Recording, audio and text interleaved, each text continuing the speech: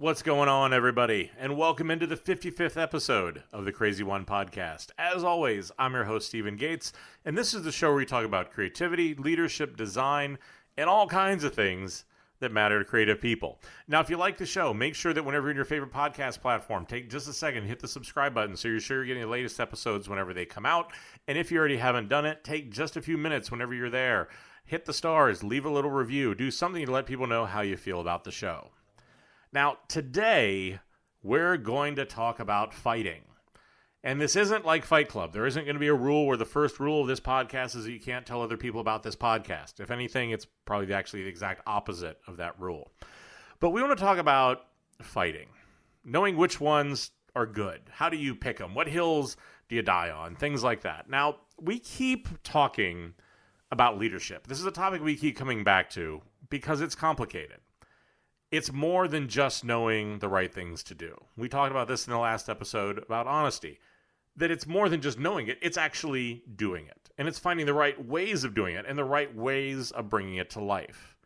And one of the places where I see too many creatives, too many leaders go wrong are knowing what fights to pick and what hills to die on. It's a fine line between being a leader and being a dictator, or once again, just being an asshole. It's an incredibly important part of this. It's an incredibly, I think, important and constructive part of creativity. But there are some things that you've got to think about. There are some things that you have to get right for it to actually be productive. So today, we're going to talk about four things. The first is we're going to talk about the balancing act. How do you actually balance how and when do you fight? We're going to spend a little bit of time talking about just what I said. Why is fighting important? Then I'm going to talk about how do you actually fight constructively? How do you do it so that you actually get an outcome beyond everybody just being pissed at each other? And then spend just a few minutes to kind of talk about what's really going on here. What's the real solution that we need to push for today? So it's just going to be those four quick things to be able to look at that and to be able to look at really the importance and really the opportunity, as funny as it may sound, in fighting. Now, let's start with talking about why is this a balancing act? Because with a lot of things, that's the case here. And once again, it's because this is a topic, and when we talk about fighting, that can be constructive or it can be destructive for you in your career. I've seen a lot of people who can do this really, really well, who are respected, who are people that can get things done, who are promoted. They're the people who know that their team is bought in, that leadership is behind them because they can just get shit done. It is a really fine line, and not many degrees away from those people that I've also seen people who don't do this well, who are the ones who are kind of viewed as an asshole or sharp-elbowed. A lot of kind of very interesting terms around this. I've seen these people get fired for these characteristics. I've seen their careers stagnate. I've seen a lot of these sort of things happen. And it's just a nuance between these two things and the balance between it that can make all the difference. Because on the one hand, and this is probably even a different dimension than even those ones I just talked about. If you never take on a fight, then you're never going to change anything. That makes you ineffective as a creative. It makes you ineffective as a leader. Because, you know what? Leadership, creativity, success, all of these things are constantly evolving concepts. And you have to be willing to fight for the changes that are going to keep you and keep your team in the position to be successful. And that's really the part of it, is that if you aren't willing to take that on, then you're just going to have to accept what is given to your team. You're just going to have to accept what goes on, often cases putting you in places where you're not going to easily be successful. It's going to undermine your team. It's going to undermine what you want to do. So that's why it is an important part of it, because if you're just that person who's just going to accept everything, your team's not going to be very passionate about it. Your coworkers aren't either, because they're just going to know that whatever's going on, you're just going to take it at face value. But on the other hand, if all you do is take on battles, if all you want to do is fight, if all you want to do is complain and take on all the things around you and point out all the things that are wrong and get into fights about all this other stuff, you're going to burn yourself out and you're going to piss off everyone around you. Because there is a reality in this world. There's a reality if you want to be successful at being a creative leader, especially on an in-house team, is that creativity is subjective. There is not a right answer to this. It is not 2 and 2 equals 4. It's a hell of a lot away from that. It's probably 2 plus 2 equals fuchsia.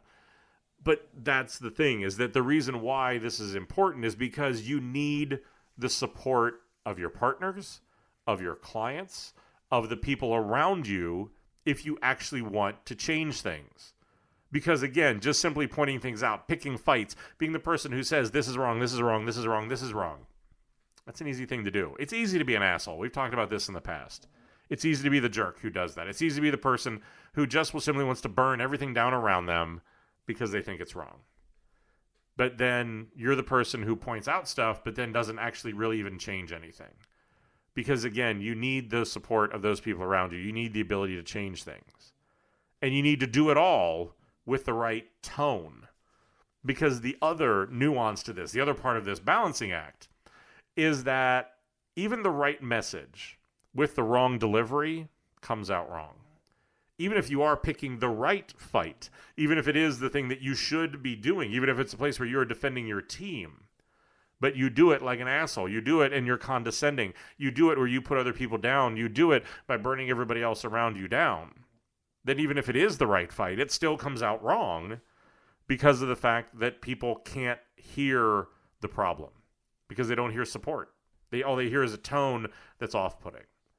So it's this balance between all this that is the first part of it. It's the guide rails that become really, really interesting and really important. It's a lot of places where I see people either be really successful or really unsuccessful is because they got on either side of those boundaries. Because like I said, if you're the person who doesn't like to fight, you don't want to stand up for things, you're not an effective leader, not an effective creative, because too much of what we do is subjective. It's debatable. You have to fight for what you believe, especially for the fact that great ideas are so damn fragile. They're so easily undermined and minimized and neutered and made small and safe by all the other people that that's all they can understand. But then again, all the other people that all they ever want to do is just fight, to put everybody else down, to say how they don't understand it, they don't have the vision, things like that. It's the balance between those two in fighting that is really the foundation of trying to figure out how do you fight successfully.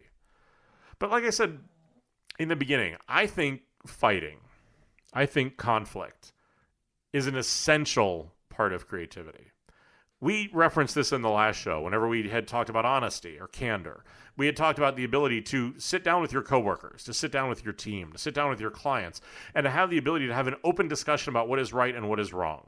And how do you actually go through that process so that you can come out of it with something that is actually useful and productive. The work gets better. But a lot of this case is going to be then disagreements. It's my opinion against yours. I think one thing that I think is true. You think something else that you think is true. And I think this is important because at the end of the day, as a leader, I want to see who really believes, who can really make the point, who can really stand up to it. Because that's where the conflict can get interesting and productive. So while this is a tough balancing act, I think that standing up for yourself, fighting for you, fighting for your team, fighting for your work is critical to your creativity, to your leadership, and at the end of the day, at least whenever it comes to me, it is critical to your frickin' sanity because things need to get better. As a leader, as a creative, your team has to know, your coworkers have to know that you're going to fight for them. You have to walk your talk. If you're going to pitch an idea, you've got to fight for it. You've got to believe in it. You can't just mail it in and say, oh, this is something I came up with. And then when somebody challenges on you, you just kind of go like, well, yeah, you know what? I didn't think it was that great to begin with. What do I do with that person? What do I think about that person? What do you do with somebody who is just putting out work just to go through the motion of it? But they don't really believe in it. They aren't really going to stand up for it. They aren't really going to get behind it. And especially on the leadership side. To be the person that's not going to fight for your team, that's just going to go through the motions, it's going to yes everything a client says, you're going to lose your team. Because the reality is, it's easy to be a leader when things are going well. It's when things are hard. That's the moment when leadership is made. When people see the type of leader that you really are. Are you going to walk your talk? Are you going to fight for the team? Are things going to get different or better? This can be, as a leader, also the most humbling. the most frustrating moment. Because even if you want to fight for it, you're not going to win all the fights. You're not going to be able to get it all done. You're not going to be able to do that. But in that moment, the ability to be able to go back and be honest with your team, to say that you had the fight. We didn't get everything, but we got something. This is where we are with it. People aren't always going to understand it. This is where in a lot of cases I say, and it may sound like a bit of a downer, there are aspects of leadership that are incredibly lonely. Because you're the only one that know the fight that you went through. And in many cases, if you're doing your job right, your team probably shouldn't know about at least 60% of the fights that you're having. Because it's stuff that it would affect them if you let it go, but you cut it off at the pass. You handled it.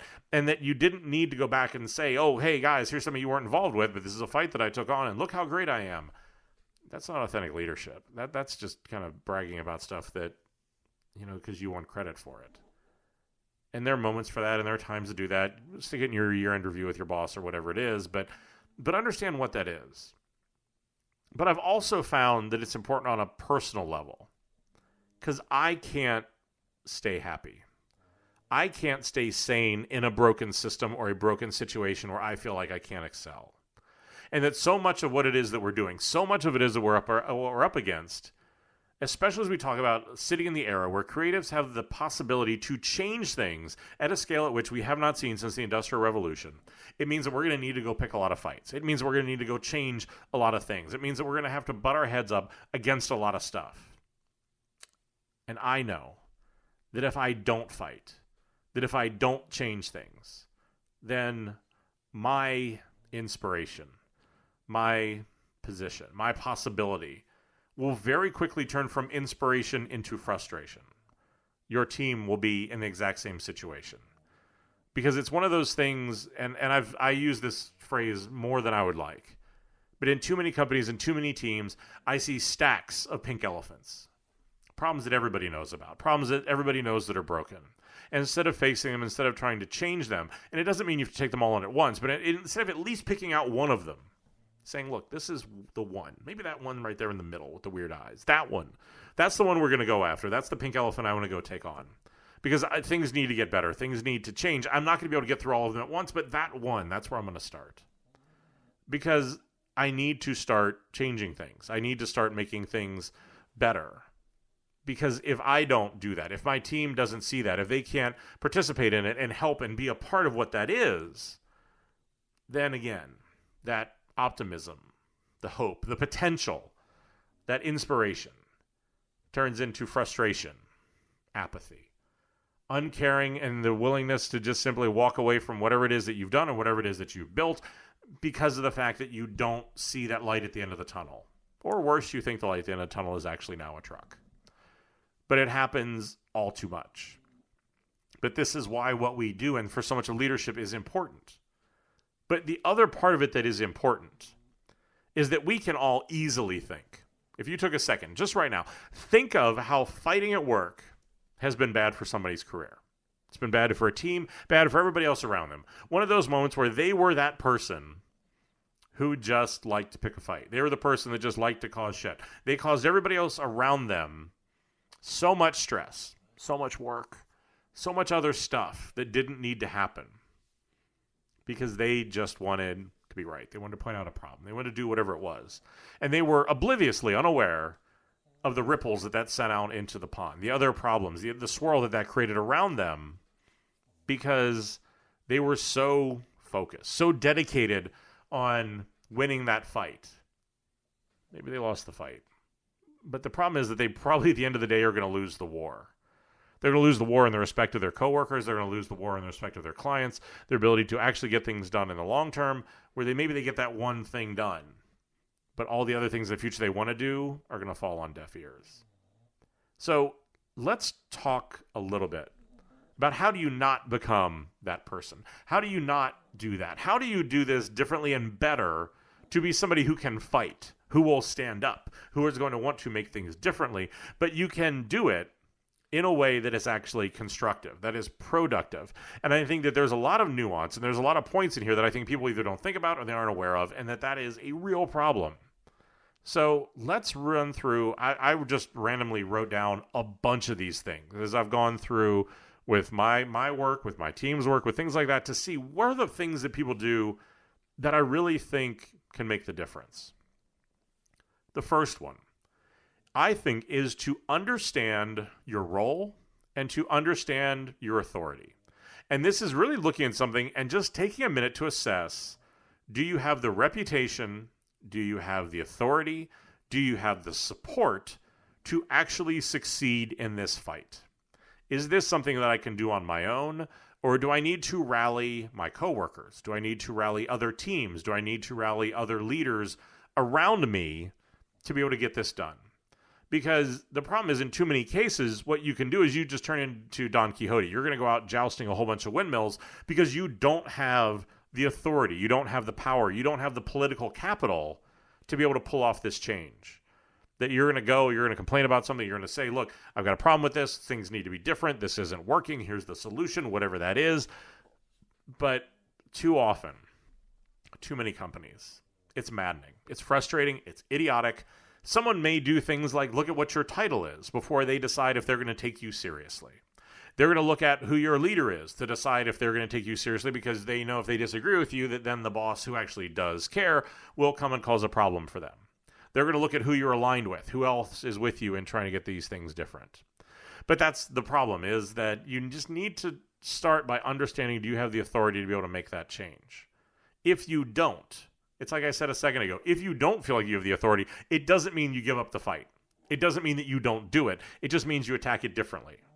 You find the support of your boss. You find the support of your coworkers. You find the support of people in other teams. There are ways to still get it done if the answer is no, I don't have that authority. But it still is finding a way to get it done. The next one, and this one goes back, again, to the last episode. I think these two are a little bit of yin and yang. As we talk about candor and we talk about fighting, they're going to be interrelated in certain parts. But it's asking yourself, how important is this problem? Is this thing I want to go fight about? How important is it to me? Is it to my team? Is it to this company? Is it to the potential benefit versus the potential harm that it's going to do to me, to my team, or to anything else? Because the reality is that there are costs to going against the grain. And you've got to make sure that it's worth it. Now, if you can do this enough times, and if you can become successful, the times where you will initially be deified as being crazy, you will be deified as being the person that rubs everybody the wrong way, who wants to pick these fights, who wants to do things differently. The funny part is, whenever you find success, they will then very quickly seek you out for that very reason, because too many people have become comfortable with the status quo. You know, this is the way we've always done things, and because of that, this is the way we're going to continue to do things. They say it like somehow it's a positive, while in your head you just want to start screaming and run around and slapping people, because you know that it's the very thing that's holding the work and this entire place back, because that status quo is actually allowing everybody else to just kind of get away with crap work. But think about that. Is this really an important problem? Is this really something that's going to be worth it? Is it, as one of my friends would say, is the juice worth the squeeze? Because at the end of it, if the fight is disproportionate to the result, you may need to think about, is that the fight you really want to start with having? Is there a different way you can do it? Is there a different way you can go about it? Because those have been some of the hardest ones for me, is that at the end of it, I get the change that I want. But the road took so long. The cost was so high on me mentally, emotionally, inspirationally, all in political capital and all these other things, that yes, I got the change that I needed, but the cost was just too high. That I should have taken on something different. I should have stepped back, or I should have found a different way in, because it's like I said, the juice wasn't worth the squeeze. The next part, and this is the interesting part, because I think part of what this is going to be is about how do you have a fight that is not emotional? And because I think that in a lot of cases, people at work and other people who've been around me will hear me refer to strategy, refer to me in how I think about positioning the team in terms of thinking about how do I actually go about picking a fight, that it's chess, not checkers. And the reason why is because I think that you need to be strategic. You need to be thoughtful. You need to understand, what is the change? Can I get it in one move? Am I going to have to get it in multiples? How do I do that? How do I move the pieces on the board to be able to get what I want? This is the essence of playing chess. Because in checkers, what I can do is just simply react to the board that's in front of me on a move-by-move basis. Chess is not that way. You need to be playing probably anywhere from 6 to 8 moves ahead in your head of I'm going to do this, they're going to do this, I want to do this. How do I see this game playing out? What's the back and forth? So I have all these scenarios mapped out in my head. A fight's the same. Because what I want to do is I want to plan ahead. How am I going to describe the problem? How am I going to draw the listener into help solving it? How am I going to rally the support I need if I don't think that I have the political capital? How am I going to make this into this chess game to understand how am I going to go about this? Because in so many cases, the problem is if you just simply attack a problem emotionally, if you just take on whatever the problem is in front of you, blindly going from the one to the next without any sort of a bigger picture, without any sort of a bigger plan, your leadership becomes very happenstance. Your emotional quotient is often too high. You're seen as being erratic or non-supportive because of the fact that you don't have a plan for what that is. And often in the moment, if there's a negative reaction, you become incredibly emotional to it because, again, all I'm doing is reacting to a moment-by-moment fight as opposed to this being more of a chess match where I'm sure that I know what's going on. And I think that that really goes into the next piece, is that if we're going to talk about being unemotional, we also need to be realistic that that's not always the case. Because in many times, if you are frustrated, if you are angry, if it is something that is not going well, you can't always get what you want. So how do you control your emotions? How do you ask yourself whether you'll be able to control your emotions when you're in the heat of that moment, when you're discussing that issue? How are you going to do?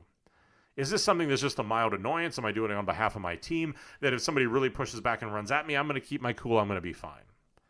Or do I know myself? Have I been candid with myself? Do I know that in certain moments or with certain particular people, you know what? They really push my buttons.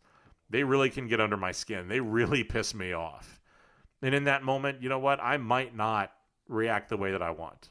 I might let my baser instincts take over. I might take the easy thing and take the easy way out and be an asshole. The problem is whenever you do that, whenever you let emotion come into it, it is no longer a chess game. It becomes a shouting match. And then it's just a game of who can kind of be a bigger bitch, who can be a bigger asshole, who can do whatever that is. And that is a place where nobody wins. Because, again, this isn't the WWE. This isn't, the Real Housewives of I don't care where they are. This is work. This is your team. This is your reputation. This is your job. This is your ability to get stuff done, because at some point in the future, you're going to come back and need to work with that person. Ask that person for a favor. Ask them to support you. So again, you need to think about, how is this constructive fighting? How can I control that emotion? And so I think to that end, a big part of it for me is to be sure that I have a solution. Because, we've talked about this again. We talked about it in the last episode, talked about this in other ones. Don't just point out a problem without also having a constructive solution.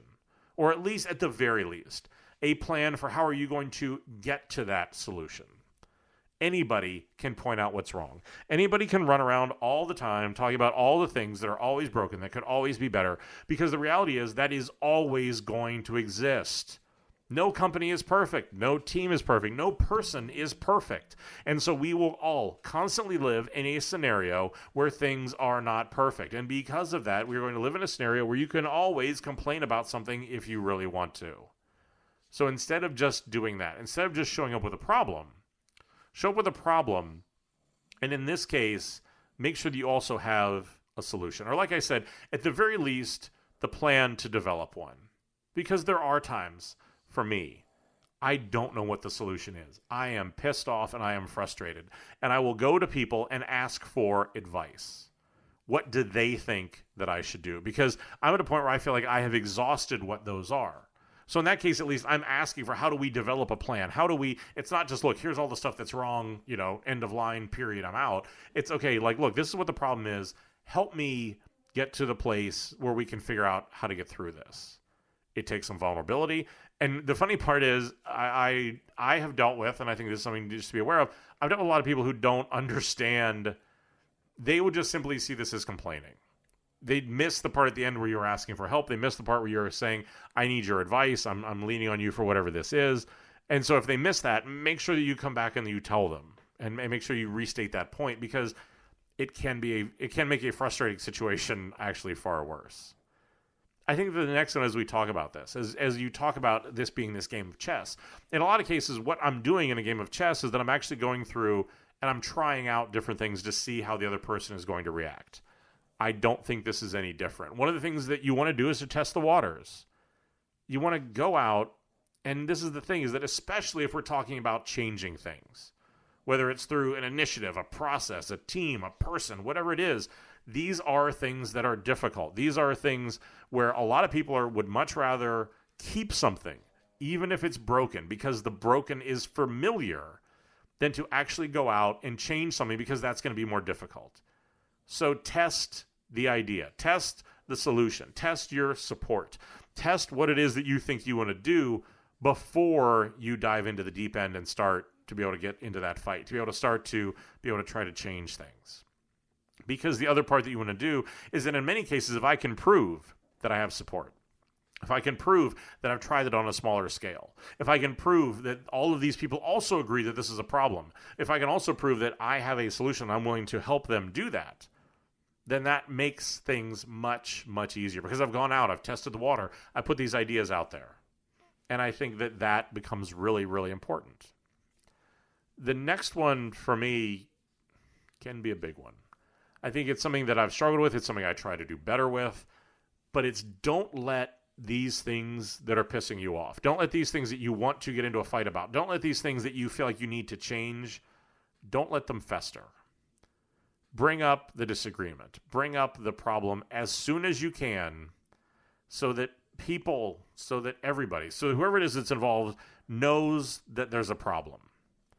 Because the problem is that once you want to get into that fight, once you see that problem, you see that thing that needs to be different, whatever that is, all of a sudden, maybe this is just for me, but it becomes this thing, and I can only describe it like if you ever wanted to buy something, a car, something big, I don't know what, a pair of headphones, something.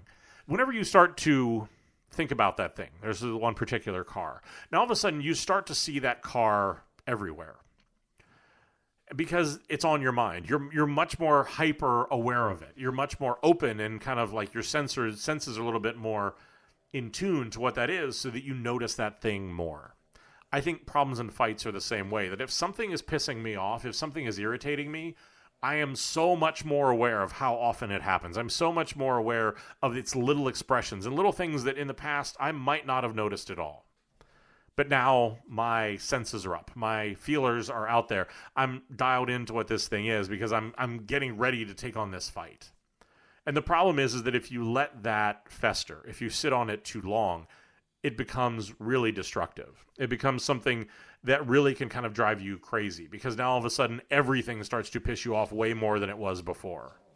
And that really is a problem. And so I think, for me, it doesn't mean just run out and do it. Don't go have the emotional fight. Don't do what that is. Because as we talked about, you need to plan ahead. But at the same point, just make sure the ahead and the plan is a time that is soon. That is something that you're going to actually engage in this. You're going to start to try to change things. Because if you don't, it can turn on you. Now, as part of what this is, in this entire thing, I do think that in a lot of different ways, enlisting and getting support is so incredibly critical. Because we'd mentioned this in the beginning. If I want to make something different, I can't do it alone, especially if you work at a company of any size. You need support. You need support from your team. You need support from your boss. You need support from your clients, your coworkers, everybody else that you deal with. You need their support. So shopping your solution around, I think, you know what? It really serves the purpose of helping to build that support early. It lets other people be involved because here again, we've talked about this in design thinking. We've talked about this in a lot of different areas. I want to go back to basic human psychology because in basic human psychology, what I know is that what I want to do is I want to take advantage of what's going on, which is the fact that people will support what they're a part of. If I include my key people, if I include certain people in what it is that I'm doing, they are much more likely to help me with that change than if I bring them a solution that's already done. Because in that case, it's, do you like this, yes or no? Not, this is the problem that I'm trying to solve. This is my initial thoughts. Can we work together to help figure this out? Because that support, that moment makes a really big difference because now we're all in this together. And it's not just this thing of like, yes or no, black or white, up or down, cat or dog, Coke or Pepsi, whatever, you can keep going. But it is making this a part of them. and really making this something that then they're going to support. But I think the other part of this is to talk about that Coke or Pepsi, that black or white sort of thing. That whenever you're going to go pick a fight, whenever you're going to go try to change things, it can't be a binary system of what I want is good and what you do is bad. Too many people make their fights about being right or wrong. It's that black or white. And the problem is whenever you make things that are that binary, whenever you make things that are that polar opposite, I don't leave the other person any room to negotiate. I don't leave them any room to work, because either you're with me or you're against me. Either you totally agree with me or you immediately want to fight. And so I think that part of what this is, and I think this is why as we talk about, making sure that you have a solution, enlisting, your supporters, controlling your emotions, planning ahead, so much of this is creating the gray area between the extremes. Because again, if I go to somebody early, if I try to work with them, it's not just my way is right and your way is wrong. Because like I said, that forces them into a fight or flight sort of mentality. So you need to make sure that whenever you're doing this, that you're fighting constructively. You shouldn't fight any battle if you can't do it constructively. And that's the thing is, look, I know there are moments whenever that sounds really logical, but damn it, you just want to clean your claws on somebody. If your goal is to just hurt somebody, express how unhappy you are, you're fighting for the wrong reason. Anybody can do that. Whenever we talk about doing this at work, it's different.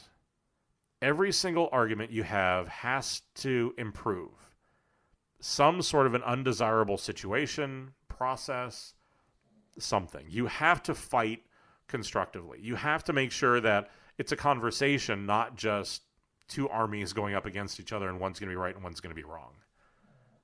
Because the thing that I think I've learned is that, over the years, if I'm right, somebody else is wrong. I think this is why my wife and I have been together for 18 years. We've been married for 14. It's not about who's right. Because if she's right, I'm wrong. If I'm right, she's wrong. It's not, nobody wins. Even if you're right, you're not. Because the problem is that everybody loses.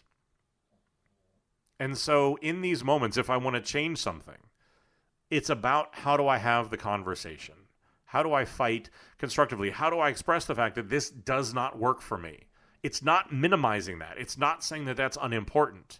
But it's at the end of the day, if all it is some big emotional outburst, nothing changes.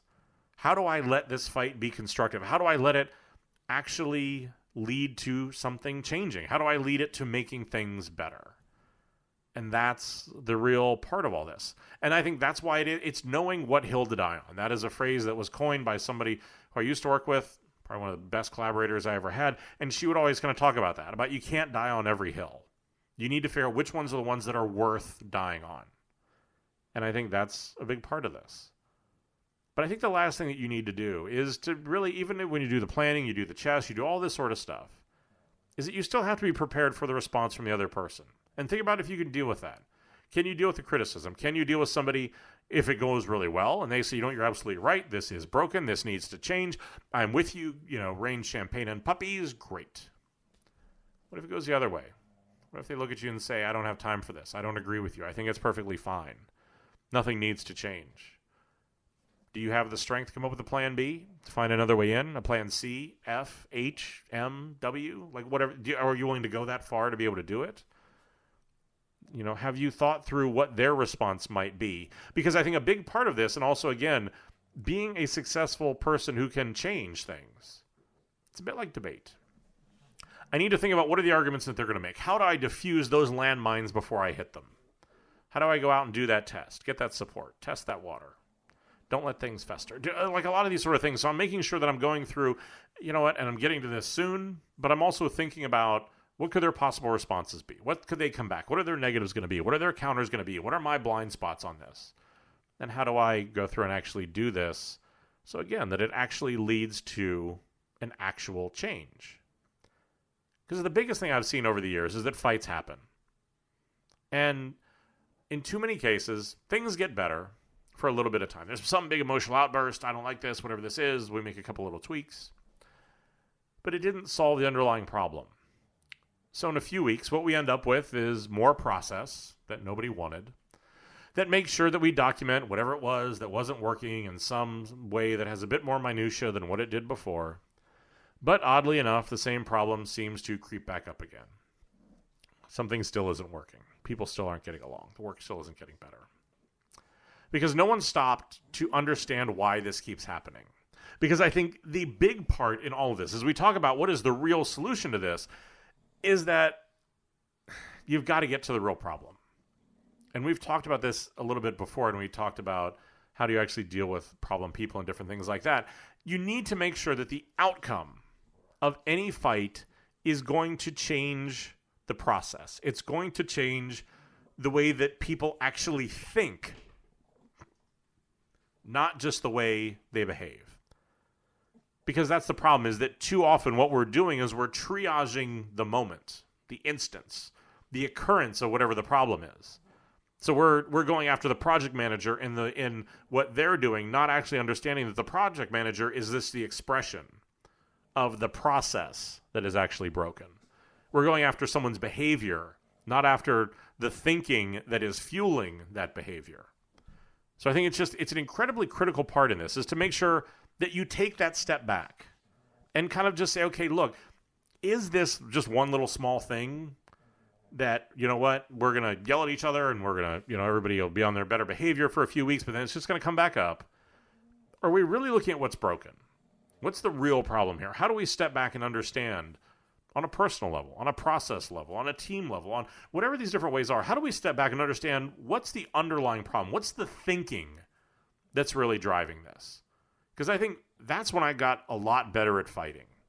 Whenever I wasn't responding to somebody's behavior and the expression of what the problem was, I was stepping back and saying, okay, this person, this process, this team, this whatever it was, what's the thinking that led to that process?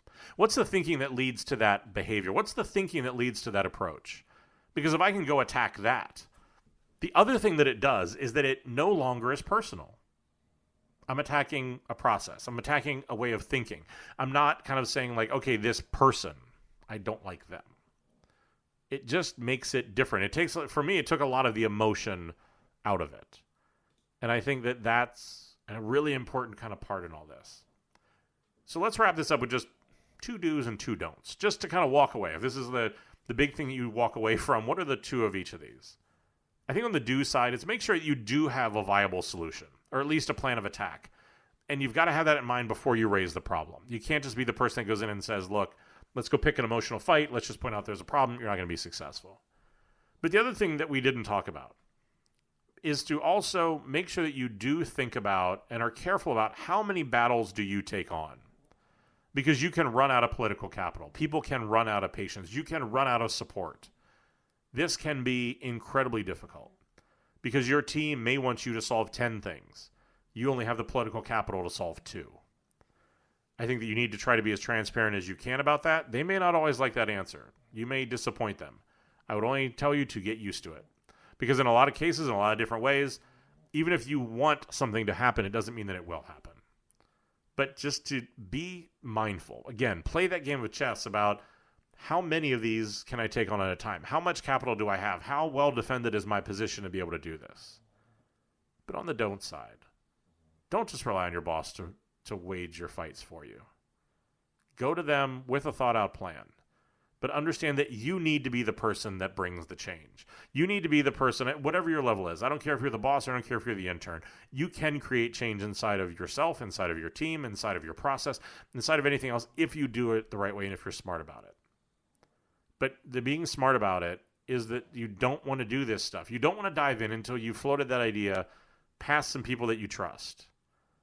And you really want to make sure that both of you know really well what it is that's at stake here, that you understand what that is, but you're getting that unbiased opinion. You have somebody who can take that step back, who has the unbiased opinion, who doesn't have the emotional connection, who isn't that person that might be letting something fester. But I think so much of change is your willingness to fight, but to fight smart, to fight constructive, to fight so that something actually changes. Because people at the end of the day will remember the change, they don't remember the fight. It's the same way at the end of the day, people will know the work, they don't remember the excuses, they don't remember all the other things that went into why it ended up the way that it did. All that stuff gets forgotten. They just remember the end result. This is the same. The only way that they're going to remember the fight is if you did it the wrong way. If you're combative, if you're the asshole, if you're the person who just goes in there without a plan, who is emotional, who just wants to point out how everything's wrong, that's what they remember. They don't respect it, they don't like it, they don't support it. And ultimately, you're not going to be successful for it. So just take some time and think about these things whenever you go in to try to change something, to go pick that fight, to know what hill do you die on. So as always, if you found any of this helpful, take a couple seconds, go over to your favorite podcast platform, leave a review. Click the stars, write a couple words, let people know how you feel. Make sure that while you're there, you hit the subscribe button, so you make sure that whenever the new episodes come out, you are getting those. As always, you can find the notes about everything that I've talked about here. You can listen to other episodes. All of this stuff, head over to podcast.stephengates.com. Stephen is still Stephen, Gates like BillGates.com. If you have any questions, look, reach out to me on social media. I'm on, you name it. Send me a message. Always try it right back as quickly as I can. You can also kind of join up with the community. Head over to Facebook. Type in the Crazy One Podcast. Like that page. I post articles every week. I post weekly inspirations every Friday. You can write to me on there. Ask me questions. Put it out in public. If you want to do that, you're afraid your boss might be on there too, send it to me privately. Don't want to get anybody fired. But it's one of those things where, look, I'm always here to help. If you have any questions, feel free to reach out. As always, everybody down in legal wants me to remind you that the views here are just my own. They don't represent any of my current or former employers. These are just my own thoughts. And finally, I say it every time because I mean it every time. But thank you for your time. I know that time is truly the only real luxury that any of us have. And I'm always incredibly humble that you want to spend any of it with me. So until next time, go out, pick that fight, make that difference. And the whole time while you do it, stay crazy.